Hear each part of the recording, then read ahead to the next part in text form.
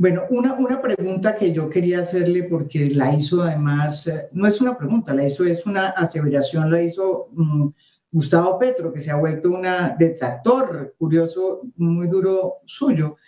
Dijo una cosa que a mí me sorprendió y le quería preguntar. Él dice que la mayoría, casi que el 63% de las personas que se mueren, ¿sí?, nunca pasan por una UCI. Y yo le pregunto, ¿eso es cierto o no? O sea, esa es una cifra que él da, pero uno se pregunta si esa cifra es cierta, entonces, ¿qué está pasando? ¿Cómo se están muriendo los muertos? O sea, que no llegan a las UCIs.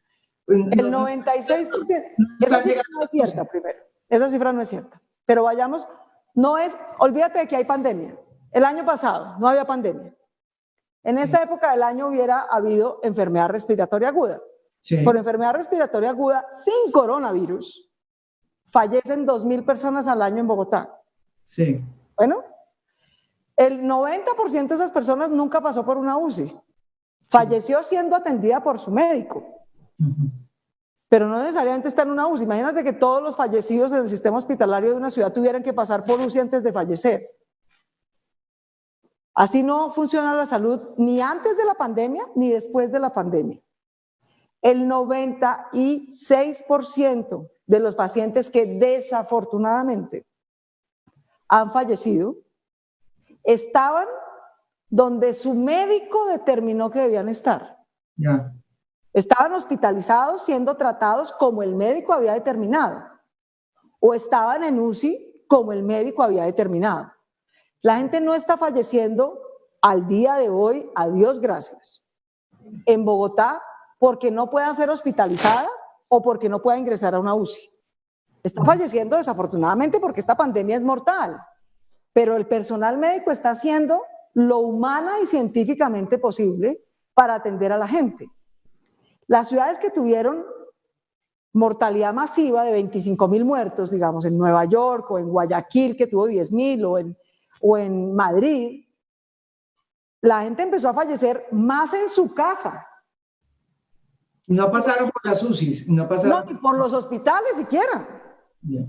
¿Sí? Porque no daban abasto para atender. Petro esa cifra. Aquí no está pasando eso y yo te quiero decir con absoluta claridad, eso no ha pasado y mientras yo sea alcaldesa no vamos a dejar que pase.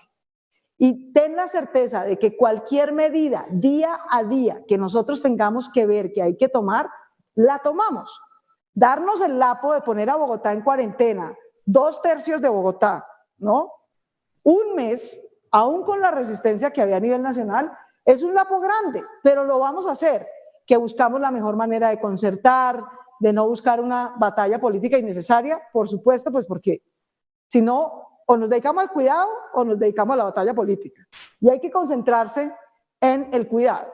De manera que estamos haciendo siempre, día a día, con estos indicadores en la mano, sin capricho, consultando a los médicos, que claro que tienen la atención encima de que ahorita van a tener 6 semanas muy difíciles, pero también a epidemiólogos, también a infectólogos y también tratando de concertar, como lo hemos hecho hasta ahora con el Ministerio de Salud.